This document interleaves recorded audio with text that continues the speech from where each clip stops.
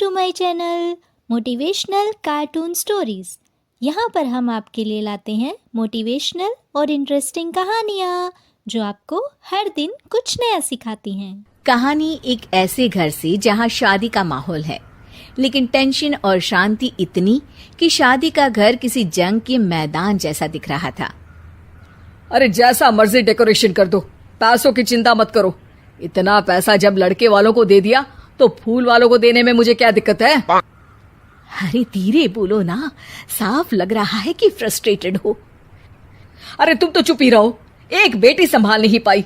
सारा दिन मैं काम पर जाता था, सोचता था घर पर बच्चों को अच्छे से संस्कार मिल रहे होंगे, लेकिन नहीं, मैडम को तो अपनी किटी और फैशन से फुर्सत मिले तब ना। माँ चुपचाप वहां से चली जाती है। समझ में नहीं आता कि आखिर शर्मा खानदान में हो क्या रहा है।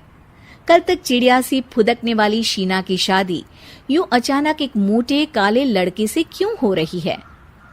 शीना कमरे में हाथ में गुड़िया लिए बोलती है, मेरे साथ जो हो रहा है ठीक हो रहा है। तुम तो सब जानती हो, साहिल मेरे लिए भगवान है। अब जब वो ही नहीं मिला तो फिर कोई भी हो, जिंदगी ही तो जीनी है, जी लेंगे। बाहर शीना की बुआ किसी से बात करती है। अरे मोटा नहीं, उसे तो खाते पीते घर का कहते हैं। अब ओबेरॉय का नाम भी किसी को बताने वाली बात है। उनका इकलौता लड़का तो करोड़ों की सामी तो है ही। अरे हमारी शीना बिटिया तो रानी बनेगी, रानी। इन सब के बीच कहीं कोने पर शीना हाथ में मेहंदी सजाए बैठी थी और आंखों में आंसू सजाए। और वो समय भी आ जाता है जब शीना मंडप के नीचे हाथ में वरमाला लिए खड़ी होती है, लेकिन तभी अफरा तफरी मच जाती है।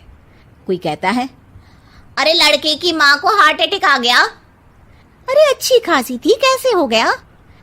अरे कहते हैं ना, किसी किसी लड़की के पैर अच्छे नहीं होते, हो सकता है कि। शीना पास खड़ी सब सुन रही थी।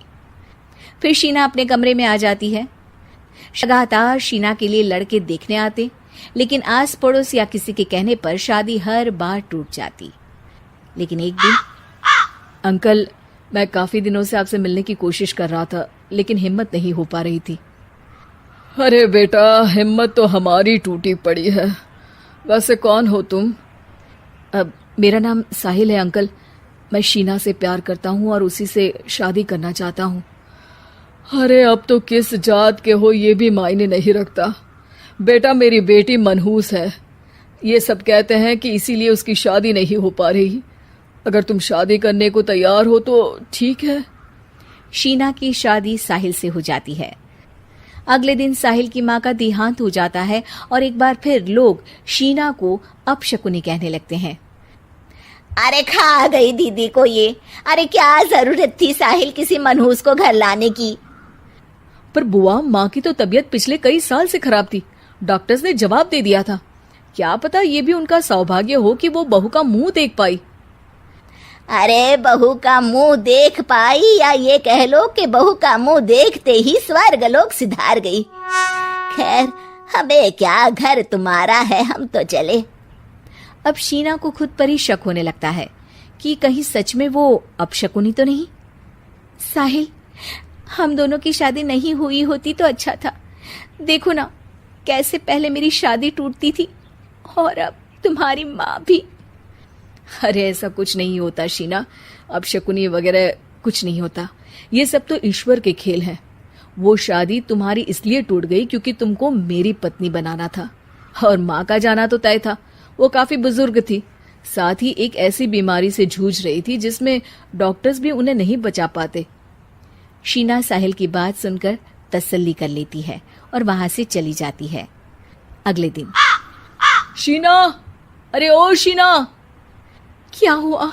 उफ, कहीं फिर मेरी वजह से कोई नुकसान? अरे नहीं नहीं शीना, तुम जानती हो, जिस प्रॉपर्टी के केस को हम बरसों से लड़ रहे थे उस पर फैसला आ गया, वो भी हमारे हक में। अब हम करोड़पति हो गए शीना।